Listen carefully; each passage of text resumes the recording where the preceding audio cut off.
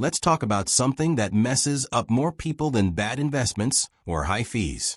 It's the order you save money in. Most people do it backwards, and that's why they stay stuck even when they're doing everything else right. Here's what I mean. You get your paycheck. You pay rent, utilities, groceries, car payment.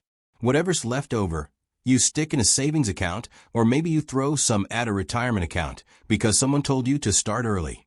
Sounds responsible, right? But here's the problem. If you need that money in 3 months because your car breaks down or you lose your job, you're either pulling from retirement with penalties, or you never really had enough saved in the first place, so you go straight to a credit card at 20% interest. You thought you were saving. You were just organizing future debt. This is educational content, not personal financial advice. What I'm sharing here is a system that helps you think through priorities, not a guarantee of any specific outcome. The reason this happens is simple. Nobody teaches you the right sequence. They tell you to save. They tell you to invest.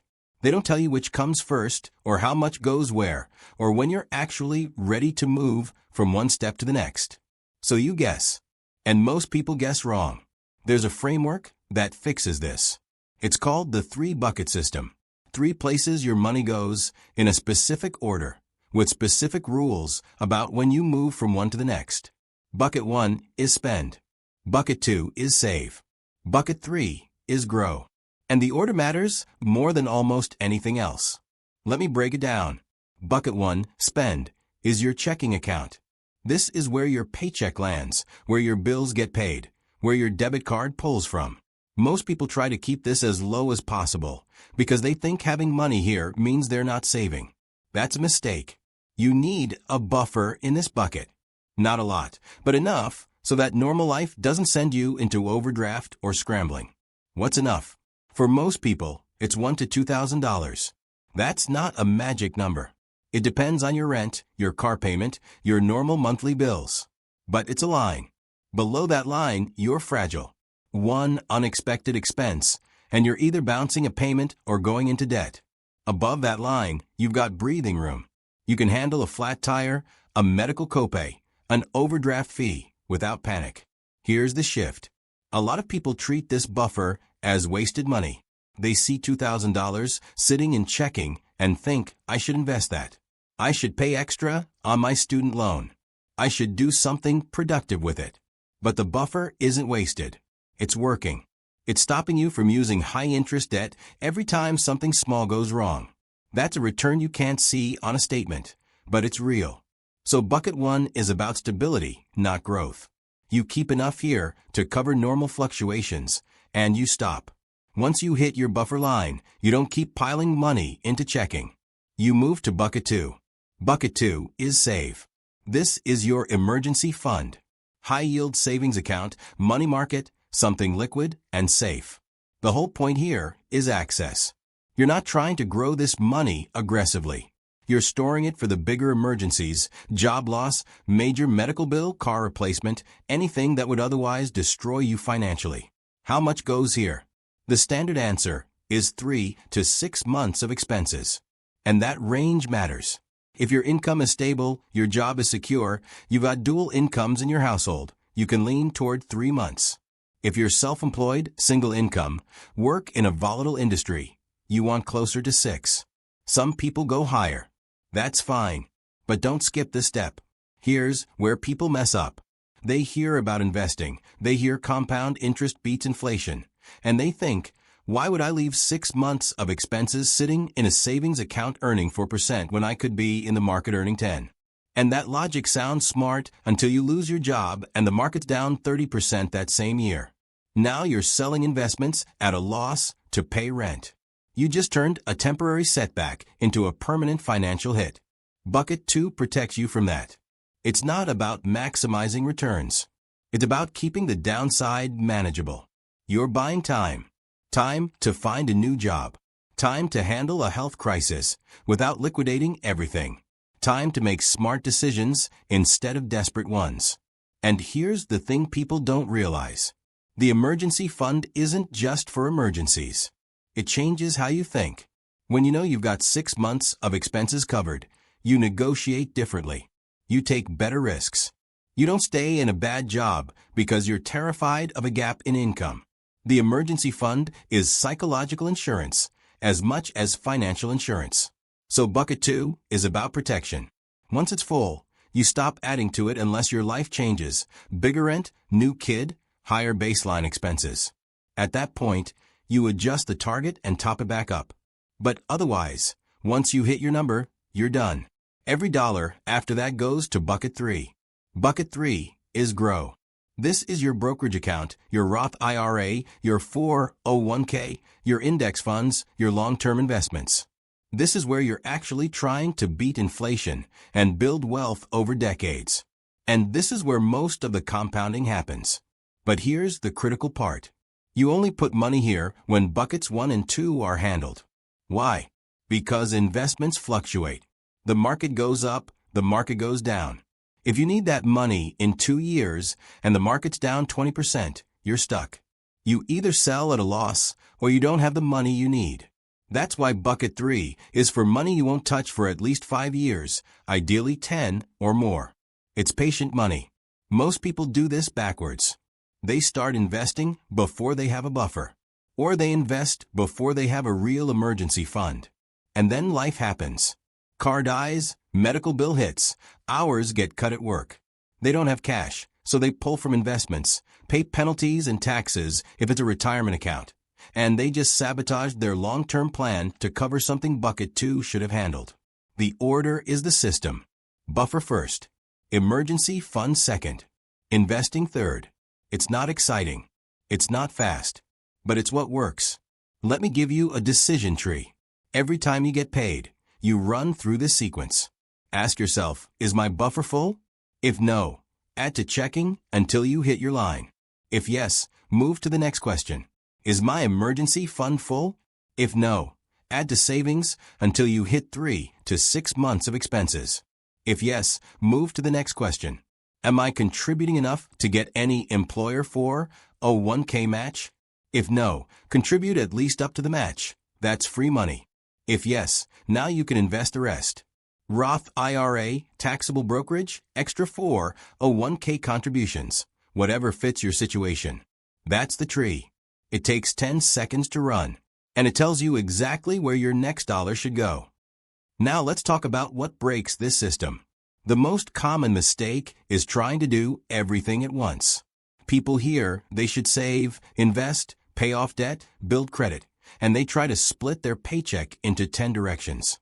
They end up with a little bit everywhere and not enough anywhere. $200 in savings, $300 in a brokerage account, $50 extra on a credit card, nothing resembling a real buffer. And then one bad month wipes it all out. The second mistake is stopping too early.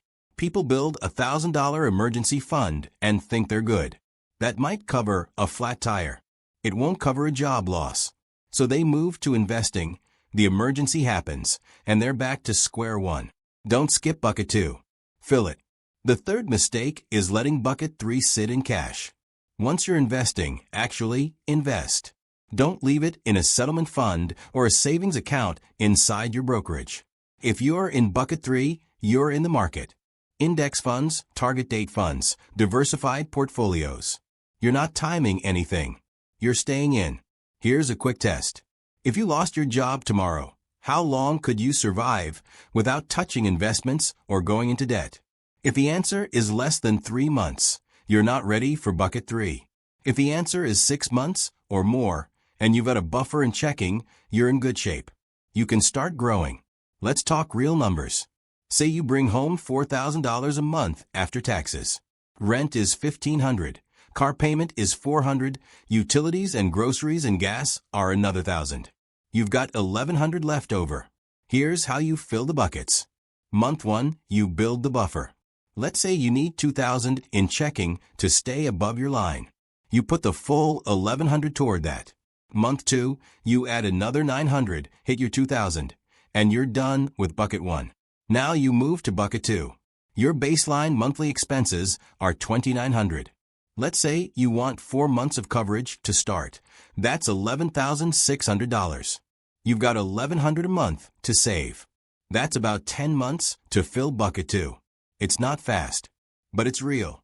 And at the end of those 10 months, you've got a legitimate emergency fund. Now you're in bucket 3. $1,100 a month goes into your Roth IRA, your 401k, your brokerage account. That's $13,200 a year. In 10 years, assuming historical average returns, that can turn into over $200,000. But none of that happens if you skip the first 2 buckets and the first emergency wipes you out. Here's the shift people don't expect. Once the system is in place, it runs itself. You're not making decisions every month. The decision tree is set. Paycheck hits, you know exactly where it goes. If bucket 1 is full and bucket 2 is full, it goes to bucket 3. If something changes, you adjust. But you're not starting from scratch every time. Now, what if you've got debt? Good question. High interest debt, anything above 8 to 10%, that changes the order slightly. You still build the buffer. You need that no matter what. But once the buffer is set, you might attack the debt before you finish bucket 2. A credit card at 22% is an emergency. Paying that down is a guaranteed return. So the modified order is buffer, high interest debt, emergency fund, investing. Medium and low interest debt, like a car loan at 5% or a mortgage at 4%. You can carry that while you build buckets 2 and 3. Let me give you the 7-day challenge. This is how you lock the system in. Day 1, check your current balances. Write down what's in checking, what's in savings, what's invested. No judgment, just data. Day 2, calculate your buffer line.